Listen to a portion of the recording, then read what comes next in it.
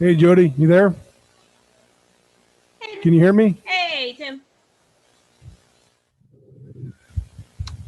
How's the sound? It sounds great. Oh, cool.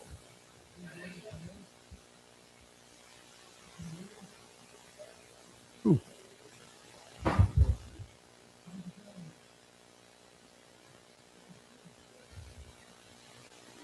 Why is that going on? What? Do y'all hear something? I just heard our conversation replay again. Oh, that's weird. Ooh.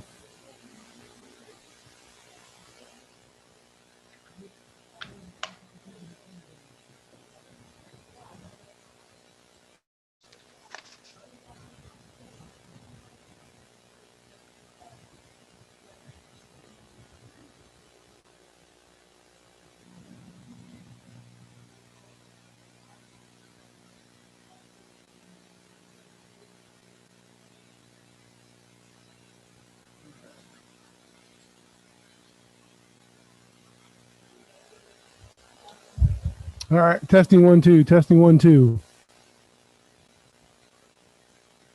I can hear you. Audio sounds good. There's a tiny buzz in the back, but it's not like it was last month. It's hardly noticeable at all. Okay.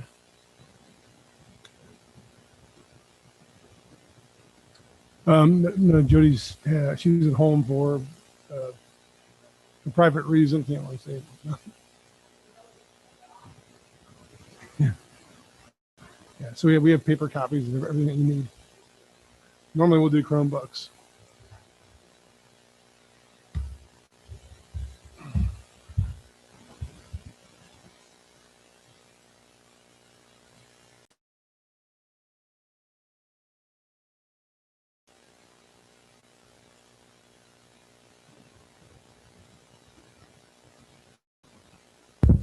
Jody. Hi. Hi, Jody. I Hi. was just going to say how nice your office looked with the Christmas tree in the background. I was going to ask, but I hear that you're at home, so I hope that you're okay. Hope that you're okay. Yeah, I'm just having some mild symptoms and just want to make sure that I don't share my germs with other Totally people. understand. Thank you for that. I wondered where the Chromebooks were. I knew that. Good old hard copy. Yeah. Good thing for backups. What I was going to say is if you want to do the roll call for attendance, I would do the welcome moment of silence and then do roll call. Then you can move into doing the approving of the agenda and then the minutes and continue forward. The Okay. only thing that we have on the agenda that needs voting is the e-learning day. And to do that, when you put forth the motion, um, just say who the person is who is making the call and whoever seconding it, and then just do roll call for all those in favor. Can you can you do? I mean, as far as a roll call, do you mind doing that as far as like a parliamentary deal, or do you want me to do the roll call? I mean, However you want to, I can do the attendance because I have it pulled up right now. So before we start the meeting, so then we can do that. well, I mean, I'd appreciate it if whenever there's a vote or something like that, if we're going to do an actual tally like that, I mean, that would be great if you already have the actual list right there. Does that work for you? Yeah, that's fine. Cool. It's kind of the way we did it at the Historic Preservation Commission I'm part of. And there's a parliamentary person in charge of zoning. And then she kind of just, does that every time there's a attendance or count or a vote count or something like that. Yep.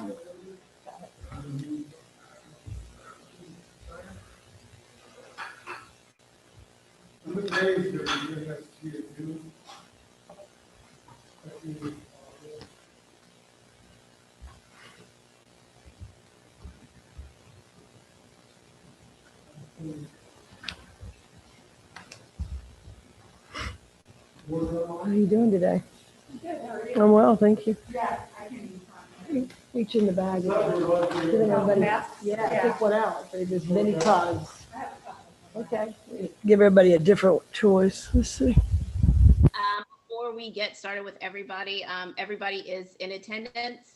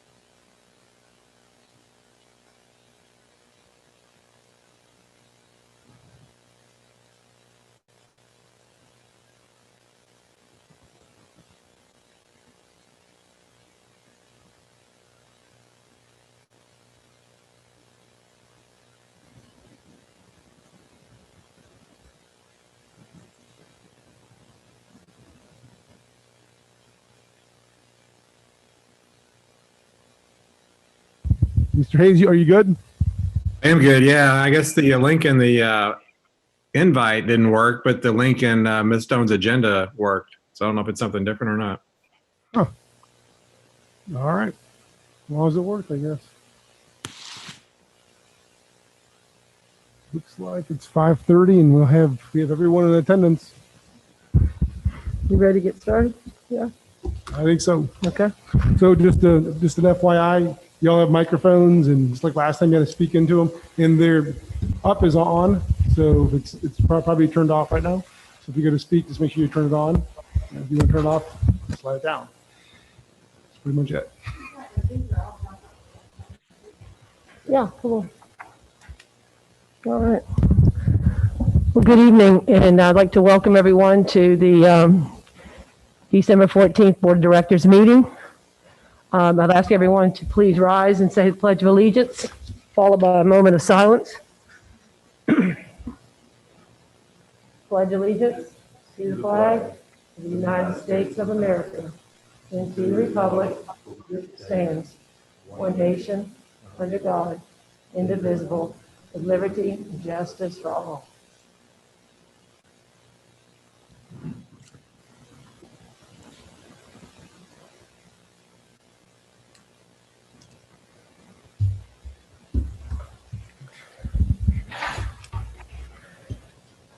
Before we move on to the approval of the agenda, roll call. Mr. Woodall, For attendance. Say present. Speaking, everybody speaking. We're going to be Present. trying to do it a little bit more. Mr. Hayes, Present. Mr. Hatley, Ms. You, sir? Phoebe, Present. Mr. Thorne, Present. Ms. Millar, Present. Stewart, Present. and Ms. Bennett. Present. Thank you for roll call. Thank you. Has everyone had a moment to look over the agenda tonight? Can I have a motion to approve the agenda? Motion. Have a second, please. Ms. Dorn, do we need to? That's Miss Beebe and Mr. Hatley. All right, all in favor, roll call. Mr. Woodall, Yes. Mr. Hayes,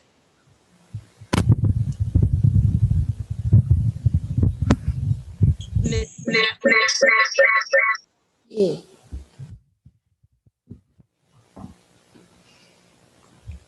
Can you repeat that? Beebe, Yes.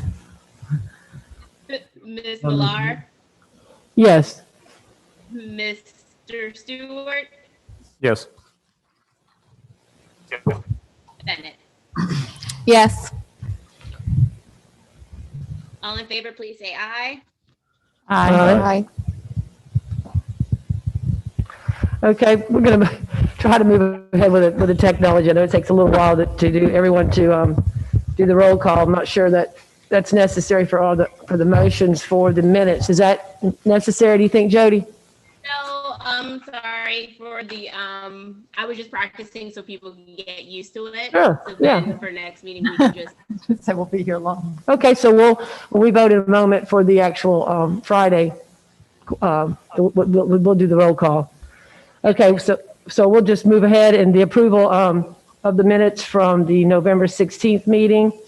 I'll have a motion for those to be approved. Motion. Second, Second. Jody, you have the, It was Ms. Beebe making motion and Ms. Millar seconding.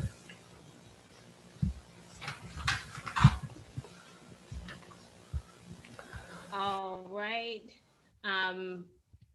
Did you want me to do the roll call or you said to move on until we get? I'll All in do- favor, say aye. we'll just, all those in favor? Aye.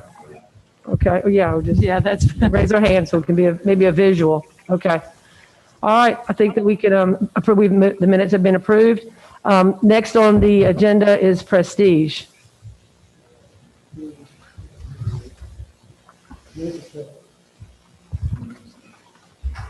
All right, Mr. David King, you are now a co-host. The floor is yours.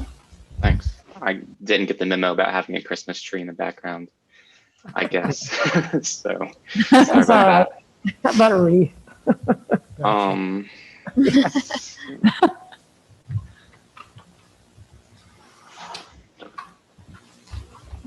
All right, so these financial statements are reconciled through November 30th. That's 5 months of the year, so 58% is kind of the number you want to see overall. There were a few budget changes or adjustments I just wanted to go over from the last month.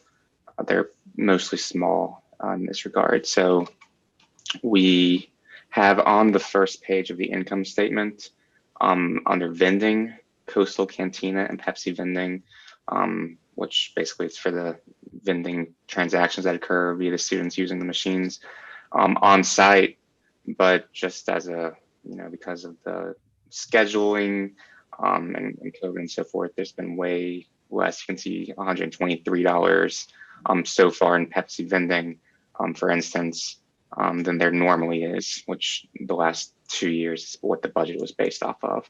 And therefore, the budget has been reduced down from 4,000 to 1,000 here in Coastal Cantina and 12,000 to 4,000 on Pepsi vending.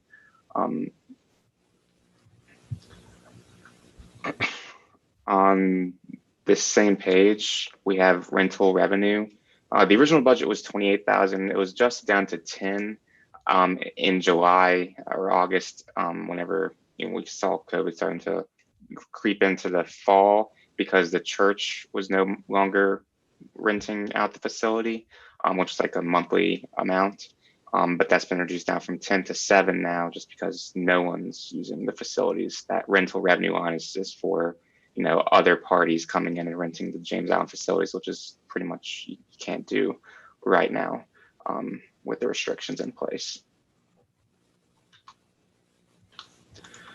I will point out on the second page of the income statement, the IDEA revenue, we received notification this morning from CCSD that the deposit will be coming in for the IDEA revenue for, I think it's at $219,900. So we won't have to make a change there, but that is on its way, this $220,000.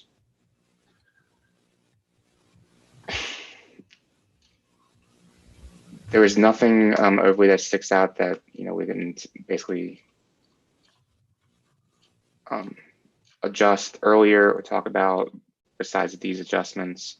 The plexiglass outfitting, the actual final notice came in. It's going to be $186,000 basically for that, with all the shipping and so forth. So that was bumped up to account for that. And you can see a portion that has already been spent for that plexiglass outfitting project. And then on the 8th page as well, under people service activities, which is mainly the athletics stuff, there were 2 lines that went ahead and moved down. So you have the athletic travel line, which isn't for like the busing, but is for, say, staying at hotels, travel, or reimbursing items. And normally, most of those expenditures occur in the fall. I'd say like 66% of those that hit this line looking at the last 2 years. So I just went ahead and reduced that down to $15,000. You can see year to date, there's only been $165. So there could be more travel in the spring, maybe restrictions come back off, but that's still being pretty conservative based off what spring activity there has been in that line in the past. And then also the athletic other people's services, same things, kind of cut it in half, although this is mainly used for instructors, for band, for flute instructors, saxophone instructors, and so forth. And again, a lot of that stuff occurs in the fall. So even reducing it down from 22 to 250 to 11,000 is pretty conservative in that regard. But that's been reduced as well there. With that, the total budgeted operating net income is in the black, $344,000. You can see the actual year-to-date income is in the black, $1,172,000. And then, of course, with the CCSD bond project with a new wing and science classroom, when that occurs, the actual, with all the capital expenditures, would be in the red, $1.4 million coming out of the cash reserves. Are there any questions on those or any other lines that I didn't address that you would want me to look into and get back to you guys on?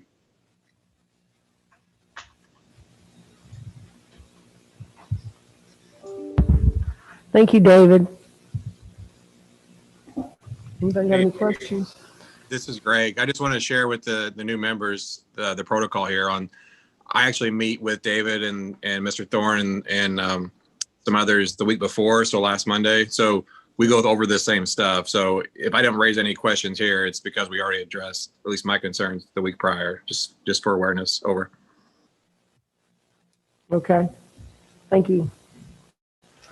Okay, moving ahead, we have the COVID and the DHEC report. Yes, I have those here.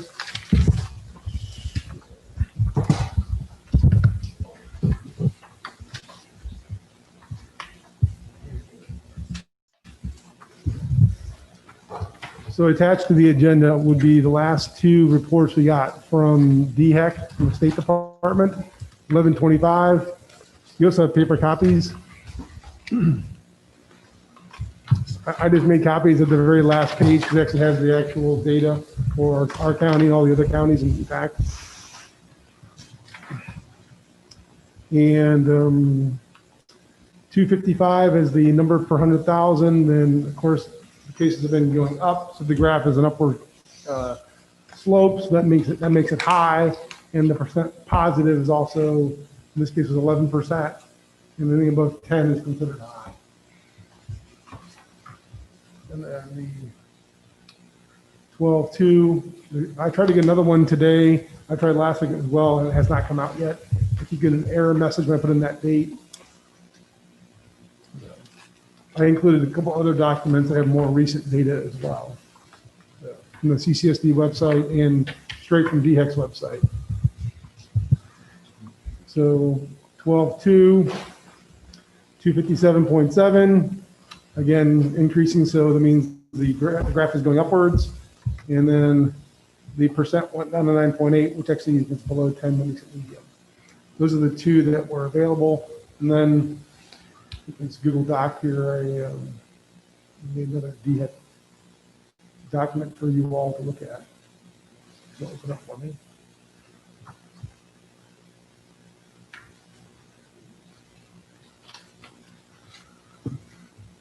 So just did a screenshot of today. It's hard to make out, but I think that's 327.4 Probably see it better on your paper. Yeah. And, so it's up from 257 to 55. Below, this is CCSD's data they got from DHEC. Again, I think it comes better off the paper.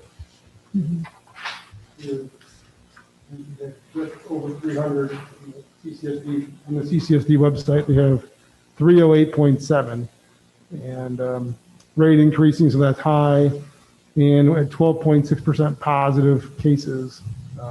So all three of those indicators are high. Any questions about that data? The other data we want to share is our own COVID dashboard. These are the numbers. I'll just show you where to go on our website and for those pulling along at home.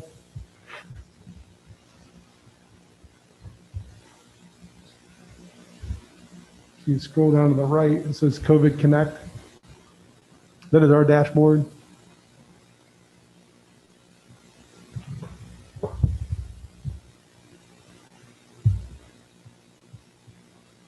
Now, this is December, so the numbers, if you recall previously, the numbers were all very low. I think it was around 2-3 cases per month.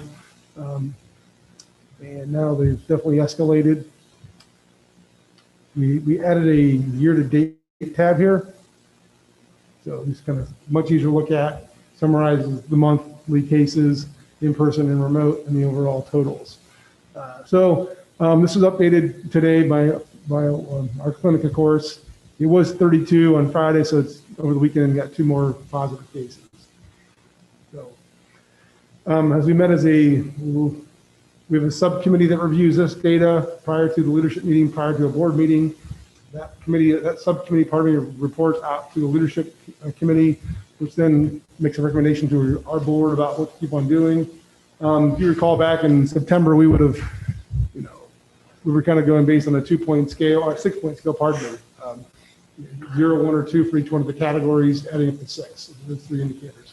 What we have learned since the start of the school year versus before then was that the school is not showing to be a super spreader event. We're not seeing spread going on at the school. So even though we look at this COVID dashboard, these numbers reflect what's going on outside of school and also athletics. Athletics has taken a pretty good hit here. And then some cases and contact tracing have led to teams that had to shut it down and be quarantined for X number of days. So to date, we have no positive cases that can be traced to attending school. So with that being the case, we felt that it was safe to continue in a hybrid model, even though the cases have escalated. What we're doing here, being hybrid, the school seems virtually empty. Even though there's 500 kids here on those respective days. But if we get spreading cases, spreading events, if you will, at our school, we'll meet and review those cases and see to what extent we need to handle those cases. In the case of athletics, it's already happened. Boys basketball has been shut down for almost 2 weeks now. Wrestling over the weekend has been now quarantined, shut down because of this. And Coach Holland will talk later on about athletics, but school-wise, we're doing pretty well, and staff-wise. So that's where we're at. I've got a question, Tanya. The 13, I understand the 5 are virtual. The 13, you said we have no active cases at this time. Are those 13? We have active cases, just nothing that's attributed to attending school. No one went to algebra class and got it from their classmate. When we did contact tracing, they're able to determine that it came from a travel baseball team, or they went and saw a family. Okay.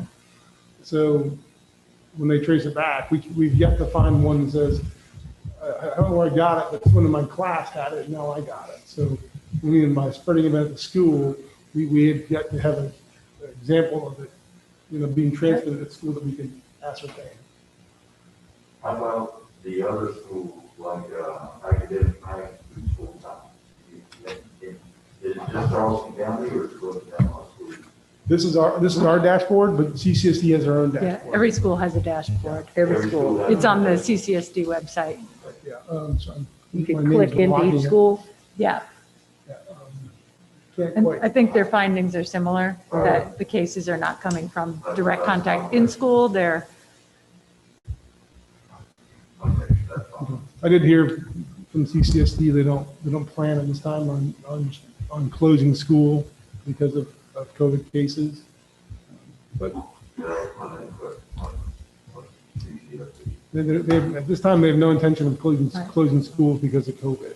Obviously, Thanksgiving is a major factor here. People going home to see their families and loved ones and socializing. And now we're also looking at a holiday break for 2 weeks where that will happen again. So, right, because they're out playing instead of being in school Yeah. with masks and, and we thought, just the structure and discipline of being in school and having to Yeah. attend provides more structure for your day. yeah. And versus if you're not in school, then you'll probably socialize even more. It's kind of like the college sports thing. They're going to say they're more safe on campus than they are being sent home. Right. So, but the biggest thing at the school, we're very diligent about what we're doing, making us all wear masks when we're in the classrooms, and our health logs and our desks are very far apart, and our outside areas, been set up for kids to have mask breaks or have lunch. So I think, the hybrid models worked out well for us, I think, based on what the data is showing us. Anyone else? Any questions? I don't know if this, do we have numbers of how many kids are coming 4 days? I know there's been a slight, I know that it's probably still low. it's somewhere below 20, 10 to 20 kids, Yeah. and even some days less than that. I see them, they're either in here or they're in the Performing Arts Center or the cafeteria. We haven't been super keen to advertise it because the cases are escalating, and we don't have tons of extra seats in classes either. The plexiglass will be helpful. And we also just need the numbers to get better. They've really changed a lot. Cases lately have been routinely over 3,000 per week, right? Or per day. When do we expect the plexiglass stuff to be in? So if that's a model of it right there, what the majority of what it's going to be for an individual desk. All the materials in and ready to go. Once we leave for the holidays, they'll have access to the building, and they'll put those on the desks that are already in place. And then we'll have the other stuff ready to go when we're ready to bring back more kids. It's pretty easy to assemble. You can see that it's not. And it's sturdy, Yeah, I didn't know what to really expect. Yeah, it's No, really, I'm very pleased with the Yeah, product. good. And then you can take the tape off. It's two-sided tape there so that it can stick to the desk, but it really, it's very stable, and it's not until necessary to take the tape off. Okay. All right. Next, we have the leadership team report. All right, good evening, everybody. Leadership team report is there for you. I just want to point out that the majority of the leadership team is the report is fun stuff going on. In Yep. Because in all of this talk about COVID and plexiglass and contact tracing, the good stuff is the instruction. I'm a little biased on that one, but please take a few minutes to look and see. I'm especially grateful to the science, social studies, ROTC, and the library, because they, in the performing arts department, because they share what's going on with you guys every month. Pardon the interruption, Ms. Ballard. We're actually on the leadership team instructional plan recommendation. We have a couple more things before we get to the actual leadership report on the agenda. That was a warm up. Sorry. Just follow, Things are coming. following the sequence.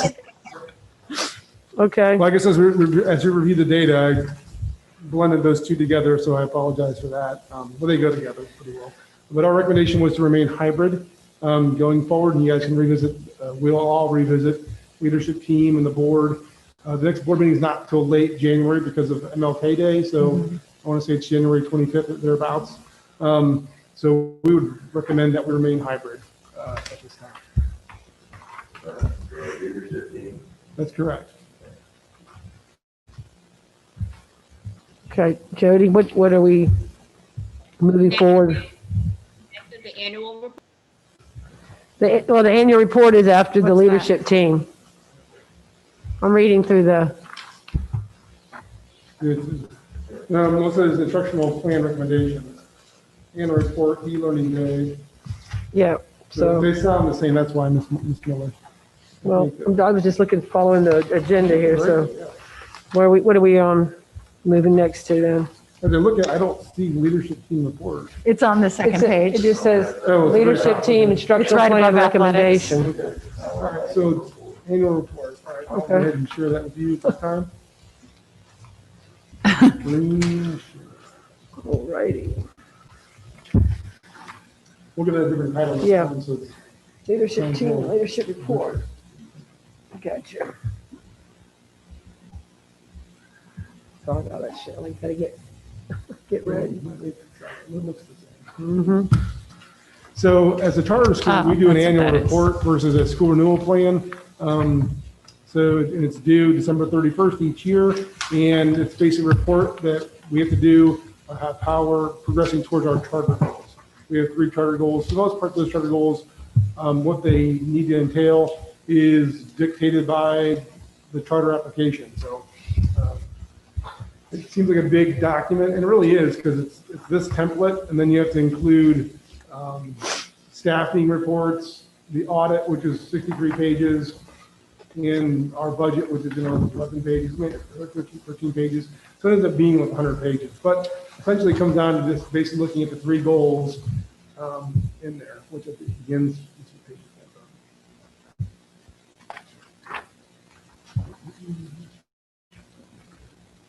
Cool, slow, too fast. Basically, at the top of page 5, you can see that this is a color copy. Because of the school closure last year, a lot of the data and most of the data we would be using for this report did not occur because of the COVID-19 school closure. The WIN test, the ACT, the SAT, those were all given, those were supposed to be given last spring, and they were now given this year. So we don't have those test results back yet for this report. So they'll have to, I guess, somehow go into next year's and probably 2 years of data. But obviously, most of our data didn't occur. That makes it difficult to report out. So the first charter goal is an annual increase in the percentage of student graduates that are college and career ready. There's 9 indicators for that. And ACT, SAT, WIN test, ASVAB, and then career completers. Again, because of most of the data we would have gotten from EOCs and those other tests that were all canceled because of the closure, we don't have all the data. So it's going to be an incomplete report due to that. As far as the action plan, we keep improving college entrance exams by offering PSAT and AP, using the data from these tests, to recruit kids to take more rigorous classes and more AP classes. That's how we get kids to let them know that you're qualified to be in there, take this, take that, and try to increase the enrollment in those classes. And then also offer ACT, SAT preparation courses. Those have been wildly successful. We have been using the CERT test, which is a platform for improving the ACT. For the most part, kids take it 3 times during a semester, and we can kind of measure their composite scores in various categories. And then also there's tutorials, quizzes. It's an entire platform dedicated to increasing your test scores on these college tests. Teachers have access to all this data. And then we'll provide PD on teachers on improving teaching and learning processes to benefit their performance in school. We use the ASVAB and work-based learning opportunities. So that would be internships and other ways to get that CCR status. The counseling department also targets kids that are very close to getting the completer status. So most programs now you complete 3 courses in a program to get a completer status. So maybe it's culinary or it's health sciences. Some kids don't realize they're on the top of getting that status. And so part of their IGP and those reports, we steer those kids into those courses to make sure we get those completers done. And the WIN test is a huge one. Yeah. You score silver and above, then that's one of the indicators. Your college career ready, helps you get a job. About 80% of our kids score silver as well. It's a very, very high number. We also offer that to seniors again the very next year. That can increase that goal. Second goal is to increase student participation in rigorous coursework through positive relationships, community building activities, family engagement, and student support. We want to have more kids participating in honors, IB, and AP classes in general. The rising tide raises all ships kind of concept. So a lot of the data here was also affected. IB and AP tests were given, but they weren't greatly modified. They were taken remotely by the kids. And so, the results were actually pretty consistent with years past. So here's the IB stats, 193 acceptance were given, 79.3 passage rate, 13 IB courses, 13 to 17 students earning the IB diploma. That's not too different from most years.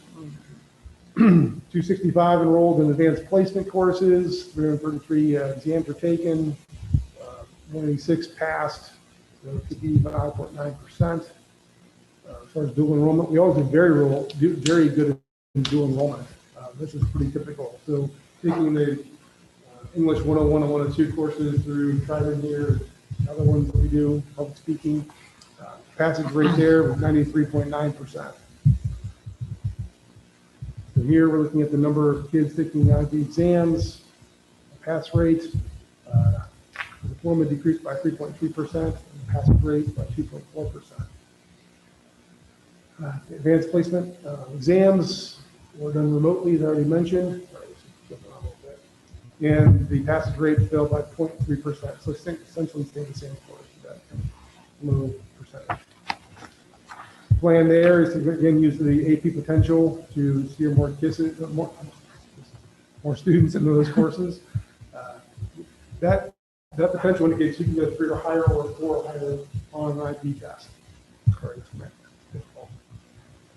So admin, counselors, teachers need to provide information to students regarding the benefits of enrolling in upper level classes. So again, pushing kids to reach their potential and to stretch themselves, offering more AP courses to incoming freshmen and sophomores. Our IB coordinator does PD with our teachers during PLC time. AP and IB students ensure they're enrolled in these classes. So that dedicated person to make sure they're in the proper courses and maximizing to get these kids to take. We've adjusted our program of studies so there's more access. There's kind of informal barriers that are in there, like you need a certain grade and above to be in here. Those are not consistent with the State Department. So sometimes departments will put in things they think will actually, it kind of sorts kids out what it does. They put artificial barriers in place in the program of studies when they shouldn't be there. And if it's, some kids may not take courses. So all of those things have been removed from the program of studies. And of course, we have the AVID program, which is targeting first generation college students. And hopefully we'll have a summer bridge. Probably going to happen last year, but obviously it didn't happen last year. And we need obviously the COVID numbers to improve. This summer bridge with remote kids, these are at-risk kids, is not going to be effective.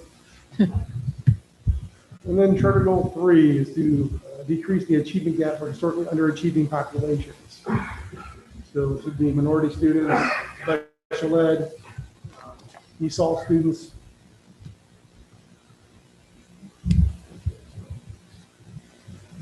And this is incomplete data because a lot of the data we used didn't come to pass. So we'll keep using, we'll keep looking at our subgroups in need for remediation and looking at the deficiencies. We use this USA test prep program and incentivizing EOC after school and weekend sessions. So we give gift cards for going to these sessions. So we spend time after school and go on Saturday. If you all gift cards and stuff, so we're trying to incentivize kids to show up and do that kind of thing. The CERT test provides a lot of data. We can break it down demographically, so now we get little benchmarks along the way because it's how the scores affect the kids. And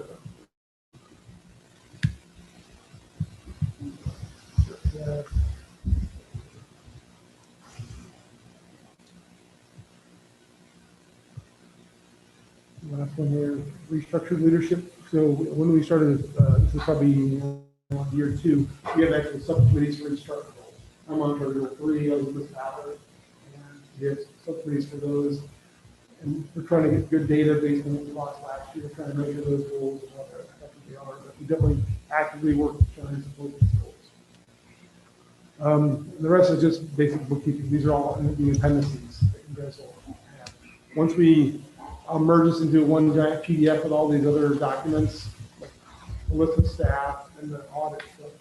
So if you really want to read something like that, you can. But essentially, this is the meat and bones of the annual report. Any questions on that? I've got a question for Ms. Ballard. Shelley, are you noticing with the other teachers that there's a concern level with the AP testing of the IB results because it is virtual now? I mean, is it there's a concern level with that, one-on-one or just being face-to-face? No, especially not the scoring that we got in the study. Yeah, they're good. That was 100% beyond pretty much everybody's control. Mm-hmm. And the test was drastically different. There may be a little bit of concern about exactly what AP and IB testing is going to look like coming this spring. Right. That's prepare kids for that. But honestly, I think for the most part, our teachers are just really trying to concern themselves with getting to the content, obviously, and depth as needed, but just making sure our kids are able to do it. Yeah, that's twofold for sure. Okay, thank you. I think the Yeah. concern would be the lower group versus the higher group, because the AP IB students are already transitioning into that. That's the way college is delivered versus our at-risk learners who Right. are Yeah. not going to engage or can't work independently. And And still, I would say that if you probably talk to your typical AP or IB teacher, they tell you there's a lot of anxiety in those kids. yeah, But they do tend which is a to natural. adapt a little bit more easily and perform better. They're a little bit more. They have that independent skill Right. set. Yeah, you're right. I mean, I think the psyche for all students is really important. So, Definitely with the school year beginning on September 8th, that's 3 weeks less of instruction. And I'm sure Yeah. that's the first thing that pops in the minds of IB and AP teachers is those tests are going to happen in May. Right. They're not going to push them back Right. because we started later. So that's that many less instructional days you have prior to those tests. you got to get to the content. I mean, Maximizing the rigor and the time that they're not in front of them. Thank you. I do have one question. Just so you know, somebody in the chat put that they couldn't hear Miss Ballard very well, so I'm not sure if her mic was on. On the top. Yeah. Slide it up. Now it's on. Sorry. And Recap. that concludes, okay. No, I do have a question. Sure. So for the AVID program, how does that get started? Like, do teachers nominate kids, or how does that come in as incoming freshmen? So yeah, our guidance counselors go to Camp Road Middle School and they meet with the counselors and the kids. And they do a presentation on what AVID is, and then they're just going to outline the program and what it is, and then from there, the students fill out an application to be in the program. So the kids are informed, the kids and the parents go to the AVID meeting at Camp Road Middle School, and then from there, those who are interested complete an application, and then Ms. Ballard and the AVID team goes through the applications and selects what would be about a class size number of kids that apply. How many apply for this last cohort? Can you call Ms. Ballard? So the last cohort, the current class of 2024, we had 36 students apply initially. Our cohort originally had 27 students in it, but we didn't keep all of those students for scheduling issues, virtual academy, things like that. We get our AVID kids involved. We currently have 2 cohorts, a 9th grade and a 10th grade group. And we get our AVID kids involved in the recruitment process and have them interact with students at Camp Road and Hot Gap, because Hot Gap is currently an AVID school also. And then of course we communicate with the teachers for thoughtful recommendations and informational meetings to parents and send out information and whatnot. I guess my other question was, because when I saw it come through, they had for last year for my son who's 2024, they had, do y'all do it said like an interview? Mm-hmm. Yes, ma'am. So meaning, I guess just because with some of the kids that I see, it's like they'll do everything, but they're like, I am not sitting down in front of you. So You know what I mean? I do. So a huge part of AVID, in fact, AVID stands for Advancement via Individual Determination. Mm-hmm. A huge aspect of AVID is students have to be motivated to go through the process and to take agency over their own learning. And so the interview process is one of the non-negotiables of the application and acceptance. Can it be done virtually, or does it have? We did do it virtually last year. In fact, last year we even modified it to do it in groups to make it a little bit less intimidating for the students. Yeah. So they did group interviews instead. And we also invited their some of their 8th grade teachers to join the interviews just so they had a familiar face in there as well. Right. Yeah.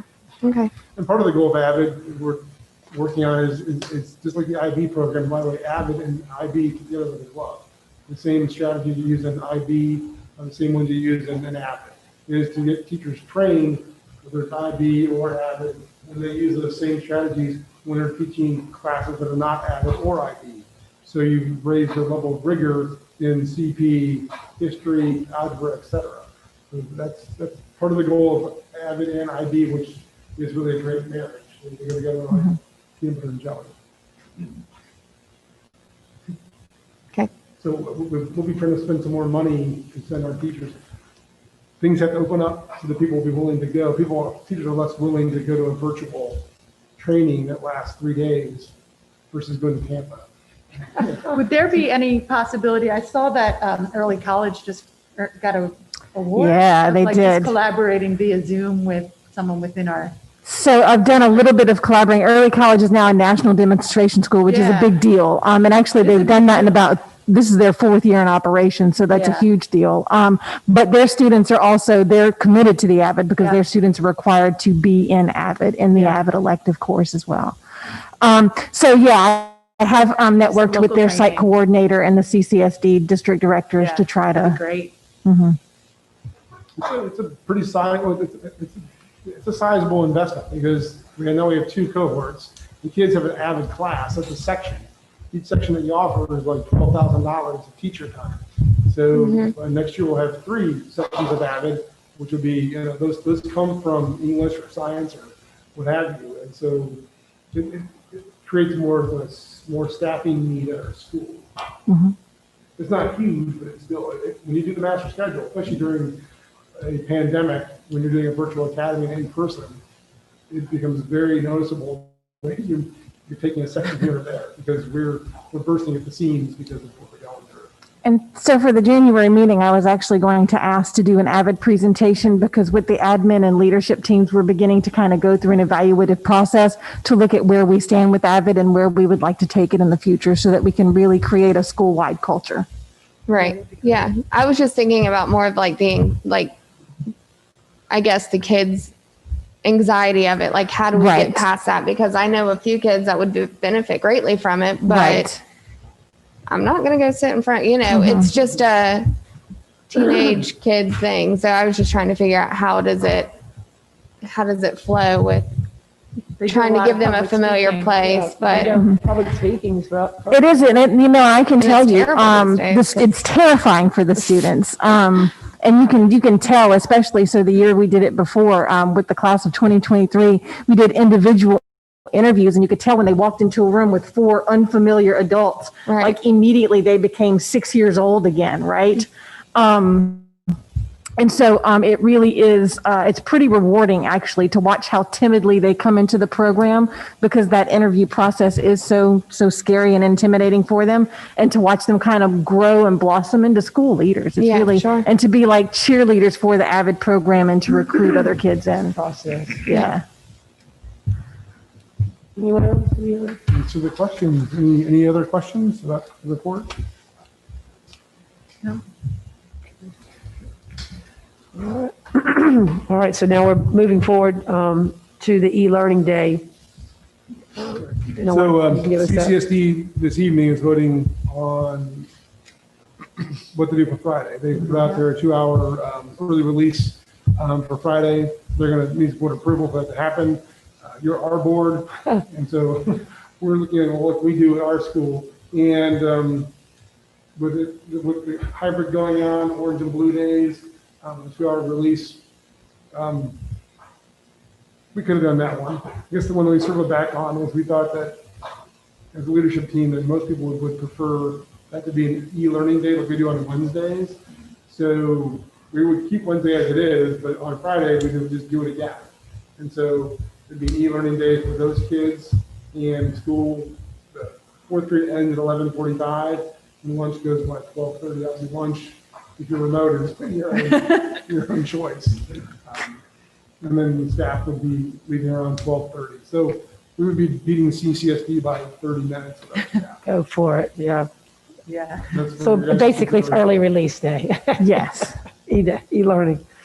So So we are to vote on that, is that correct? Yeah, that's for your guys' consideration. We can't do it unless you guys make a motion for that to happen. Because you guys already approved our calendar with that being a regular day.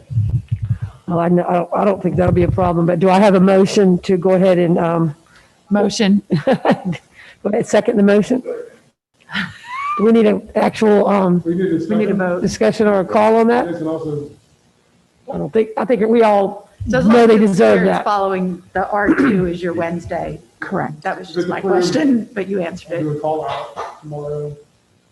And get it started. Jody, we need to do a, go ahead with a roll call with that. Yes, roll call vote. Mr. Woodall, Yes. Mr. Hayes, Yes. Mr. Hatley, Yes. Ms. Phoebe, Yes. Ms. Millar, Yes, definitely. Mr. Stewart, Yes. Ms. Bennett. Yes. And Ms. Millar, you can do your all call for if they're in favor. And all those in favor? Aye. Ayes have it. Okay. All right, let's see, we got that. moved. All right. So I think we actually are now moving to the actual leadership report now. All right. I was going to say the students already were. Yeah, I know the students are already excited about it, so. Yeah, yeah. All right, so now that I've left you wanting more with the leadership report, No, yes, we are ready. at the top there of that report, that just kind of gives you an idea of some of the things that we're working on as a leadership team. We are still fine tuning our action plans to meet those charter goals, because as you can see, a lot of that information makes up our annual report. We'll be reporting out on those this Wednesday in leadership, actually. We are looking at the charter. We have created a special committee to look at charter revisions. Our charter document was renewed in 2018. It is a living document, and it needs to change from time to time to meet the needs of our school. And so as our committee recommends changes and leadership team votes in January, we will bring that to you, of course, and then that will have to go to CCSD. You got the part. You've already done number 3 for us, so that's all we asked. That's awesome. The teachers are, I'm sure, and the students even more so excited about that. And then I would like to invite all of you. I know I mentioned Project Lit at the last board meeting. Project Lit, we're reading Born a Crime by Trevor Noah. That is tomorrow at about 10:45 to 11:30, and again at 1:15ish to 2. We'll be conducting those Project Lit events. And so if you would like to participate in that in person, please, you're welcome to come. We will be here in the Media Center.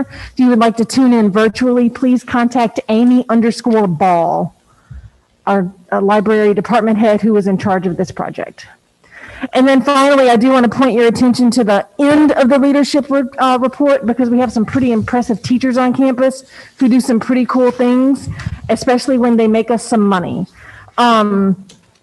Ms. Brum and Ms. Lyles are on that list. Ms. Lyles is there a couple of times, I believe. I'm going to make a wild guess that each of those teachers have brought in probably upwards of $20,000 in grants over the years to our school. And so I just wanted to make sure that you guys are aware that there are teachers doing some pretty impressive things to make sure our kids are part of some special events. And that's all I've got. All right. Thank you, Ms. Ballard. You bet. Enjoy your Christmas break holiday. Thank you. All right. Next, we have the athletic report. Coach Ballard, Coach Holland. Hello, can y'all hear me? Yep. Yeah. I really can't see. I don't know where I'm supposed to go to actually put my face up there. So Start Give me a video. second. Jeremy, give me a second. Get you. There he is. there we go. Yay. All right. So on the athletics report, you can see I put up there all of our all region for the fall. One of the cool things about it this year, some of you may know or might not know, but I am, and Coach Hatley can attest for this. I'm not sure if it's lucky or what you call it, but I'm the region coordinator this year. So one of the big things that I changed or helped get changed this year is how we do all region. So one of the way that we changed it this year is it's actually the coaches get together and actually vote on it.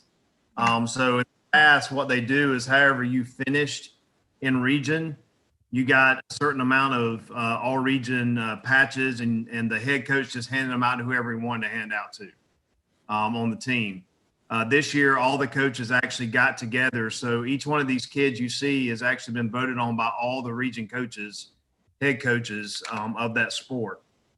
So as we're handing these out to the kids, we're, trying to talk to them and tell them about how cool it is that they were actually voted on. Now, the other things, swim, cross country, those are all based mainly on your results. So whenever you have your region meet, that's how they do all region for those. So that this is done a little different than those sports. But it's pretty cool that, the head coaches are the ones that voted on that. Basketball is our boys basketball team is ranked third in the state.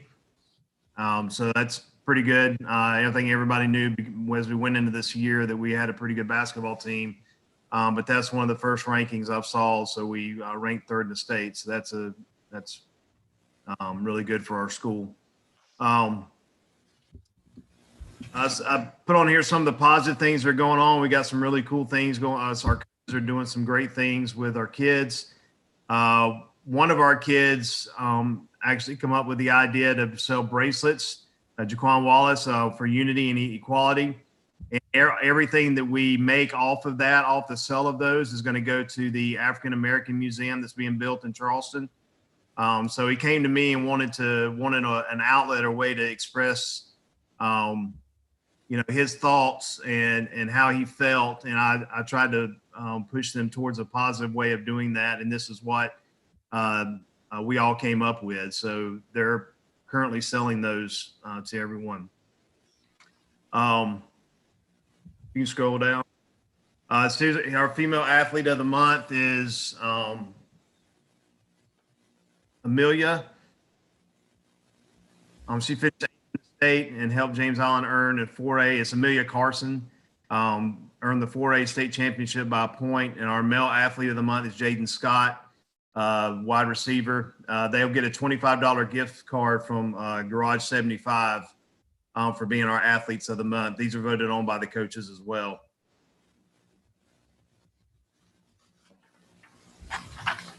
You scroll down. One of the cool things that happened this month, it comes from a bad situation, but our baseball players, they all shaved their heads in support of one of their fellow teammates whose mother is fighting breast cancer right now. They don't give her long to live, but the kids got together, and this is one of the things that we've been preaching to our coaches is about making your staff and your kids a family. This is one way that we're starting to see that in some of our programs. You know, these kids all, if you knew the baseball players, a lot of them had the Goldilocks hair. So it's a pretty big deal for a lot of them to shave off their hair. So it's a very touching gesture they did to support one of their teammates. This is one of the cool things that they did. Our wrestling team also went and picked up trash on the road, side of the road, doing a community service. So that's another positive thing that's going on with our kids. Now, one of our largest concerns is obviously COVID. We have been hit really hard over the past few weeks with COVID. Basketball, our boys basketball team is quarantined. Our wrestling team is now quarantined. So we've been hit pretty hard with it. I went to Mr. Thorne today, and we have made a decision to go ahead and postpone all athletic events until after the Christmas break. At this point in time, we really don't see the need to try to play any games before region play. That does postpone one region match, but we can easily make that one up. But I just felt like just for the safety of our kids, number one. Number two, also for us trying to get healthy in time to be able to play region games, which is the most important thing. That this was the best call for us as an athletics program. So we did make a decision today that we're going to halt all games contests until after we get back from break. Any questions? This games and practice, any gathering? We've allowed the coaches to make a decision on practice. I talked to all of them today, and they understood that if they felt it was unsafe, they did not have to practice at all. If they felt it was safe and they could practice, we were comfortable with that because of all the things that we have in place. Some of the contacts that we've had, some of the stuff that's been going on is actually from playing other teams that have kind of put us in those situations. But we feel like that what we're doing at school is safe, and if the coaches feel safe, that they can practice. But I made it very clear that it was not mandatory that they be practicing if they do not feel safe doing so. Okay. Thank you, Jeremy. Have a great holiday. Yes, you as well. All right, we've got the maintenance report, Mr. Thorne. Thank you. I like Marty's reports. They're very specific. To the point, right? Should make more. Complicated words. Yeah, we like yours. Your stuff's a little more fun. Yeah, detail.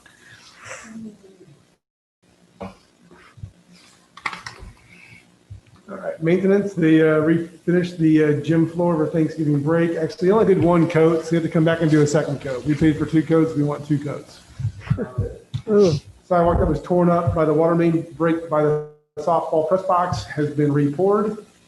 The annual fire testing of the kitchen exhaust hoods has been completed in room 114. They all passed without issue. The slow school zone flashing lights at either end of the school for Johnson no longer work manually. They have to be turned on manually. No, partly they've been updated, so they no longer is manual. So they'll be on a timer now and maintained and operated by Charleston School Signal Division. And they processed 81 work orders since last board meeting. Any questions on maintenance? No party. To the point. All right. And last but not least, Mr. Thorne, your school leader report. Okay. All right, so as I mentioned before, the plexiglass project is proceeding as planned. Material's all been fabricated and they've been received. We've already paid the bill for that part. So again, over the holiday break, we'll be installing plexiglass just on the desks that we currently have staged in the rooms. We're not currently increasing capacity because of hybrid model still. We have to find a place to store that stuff when we get it through. That's the other catch-22 there. We'll be doing a call out tomorrow to announce the vote for Friday being an e-learning day, R2, but also we're going to send out the blast to our parents it's time for them to choose what to do next semester with the virtual academy. So defaultly, if you don't opt to go to the virtual academy, you'll be in person or continue as hybrid. So the semester ends February 4th. That gives us about the month of January to work through those requests. We always verify them as well to make sure students just don't sign themselves up. So we get a list of who wants to be in the virtual academy, and then we also contact the parents and verify that to be the case. As you know from the previous meetings, we have about 500 kids in the virtual academy. Will it increase? It might, because obviously the numbers are much worse now than they were before. So we'll see where that goes. It's completely, it's anyone's guess there. As I mentioned in previous meetings, it's very difficult to go from the virtual academy. It really needs to be a semester commitment. You're operating two different schools. You have to change teachers. The room in the classroom has to match up. The day has to match up. It's a virtual impossibility. And some classes cannot be taught virtually, like the game class or some other ones that are just completely impossible. There's also other classes in the virtual academy that are not offered in person. So they got to commit, and that's all there is to it. Engage SC is a free service being put off by the state. They basically have a crew of people that are going to try and help students who disengaged in school since last spring, or maybe even again this year. We get 103 seats allotted for our school. These are the criteria: again, disengaged, absenteeism, failing one or more courses. McKinney-Vento is would be homeless or foster care, or just there's a basic request. So they'll contact those kids and try and work through. I mean, we've already kind of done that, but we think one more effort, I guess, to keep kids engaged. We'll be doing school choice once again this year through CCSD. It's worked out pretty well for us. There's a virtual school choice fair on January 30th, 9 to 12:30. There's like 3 or 4 windows that are set up for that. The window to actually apply for the choice schools, this is tentative. It can always be changed, of course. January 26th through February 26th. And then you go through, and then they have to kind of vet. And there's also the tryouts for SOA that kind of delays the process. In the end, by late April, they have to decide if they get accepted which school they want to go to. COVID Connect, I've already shared that, so you guys already saw that data. And then here's our enrollment based on our cohorts. Orange, blue, and green would be the virtual academy kids. Pretty similar to last month. And then this just has our overall enrollment with our program kids included. So the kids that are attending early college and college, et cetera. As far as technology, there's a focus on computers and computer-related maintenance in the building. We're evaluating our building needs to make sure it's going to meet with the framework expansion project that's going on with the new CTE wing, make sure it's up to those standards. And then E-rate change filings are also a part of this process. E-rate is quite a pain, by the way. But we get better rates on really expensive technology stuff, whether it's wireless services, that kind of stuff. As far as safety, daily fogging of the clinic in that direction, ensuring all students follow COVID-19 protocols, and assisted the SRO with missing student. As far as construction, CTE is going on as planned. We've had no regular meetings so far with that. I think it's going to change here pretty soon. It's been mostly pre-construction. But typically we'll meet monthly, if not every 2 weeks, to go through once they begin to see stuff, being built. As far as the new gym, that's being voted on right now. It probably already happened. Yeah. So CCSD has everything also that's us. And they went to their finance committee, asked for more funds to cover the shortfall from the lack of revenue being generated from the COVID-19 closure of our economy.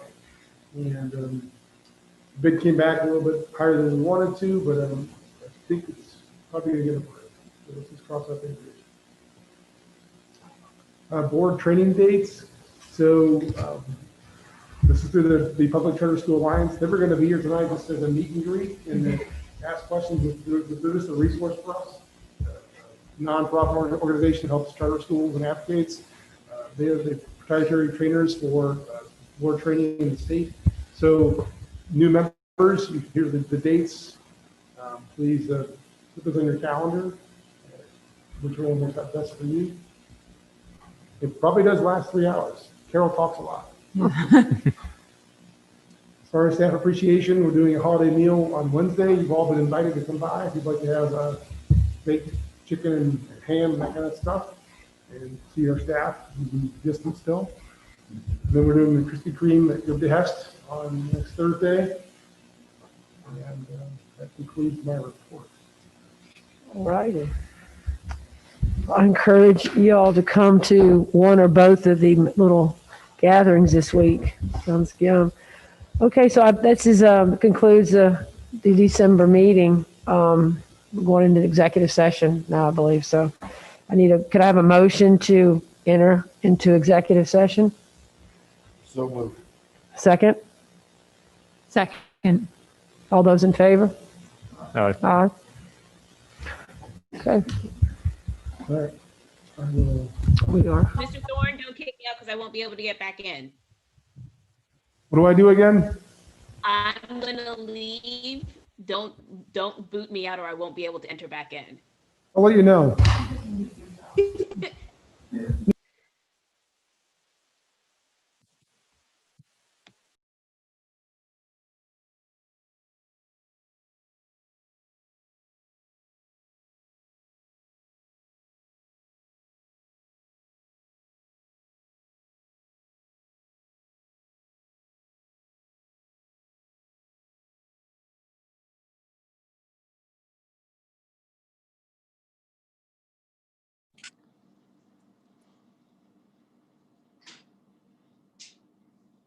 Tim, are you still there? You're on mute, looks like.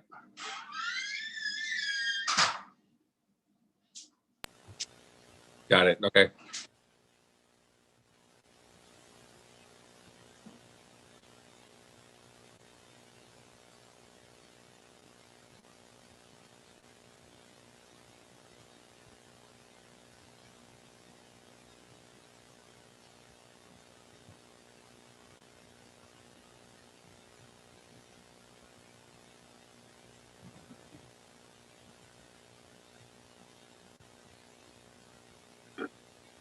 I can see you all, but I can't hear you.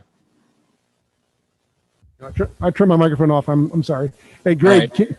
can you email me your phone number and I'll give you a phone call? Yep, absolutely. All right.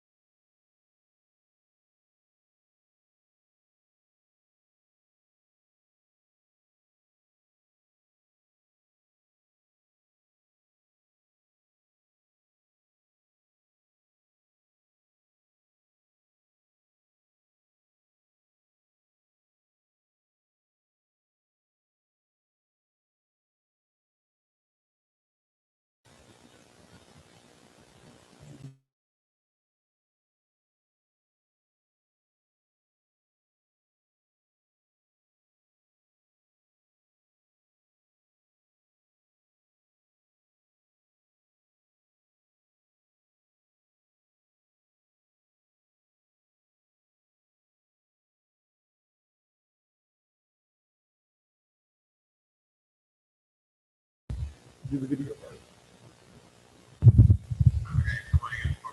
All right, thanks, Greg.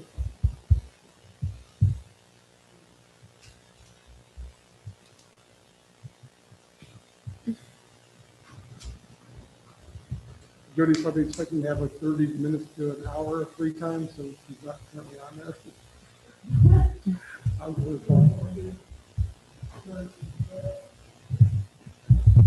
Come on.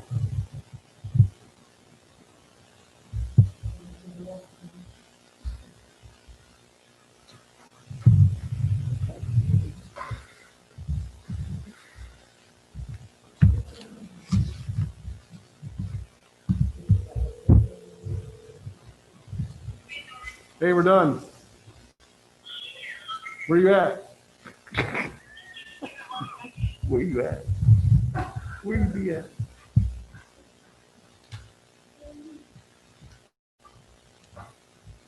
What? Just getting some water. Where the date? The 120. There's no real big reports like the annual report or the audit. That's, those are the two big things. In the spring, we'll have budget readings. It'll be kind of big. Not big, but just important.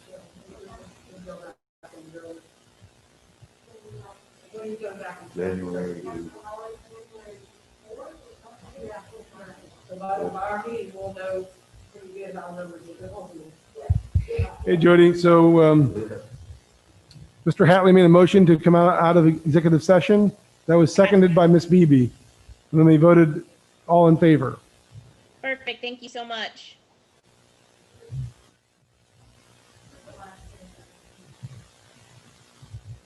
All right, y'all ready to kick this? It's February 4th. And then the 5th is like a PD day or a work day.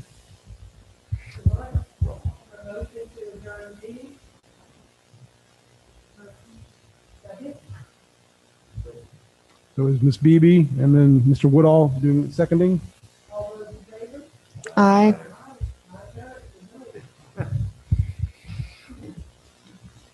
Thanks for playing. See you, Mr. Hayes. Have a great Christmas and holiday season. Feel better, Jody. Thanks. Happy holidays.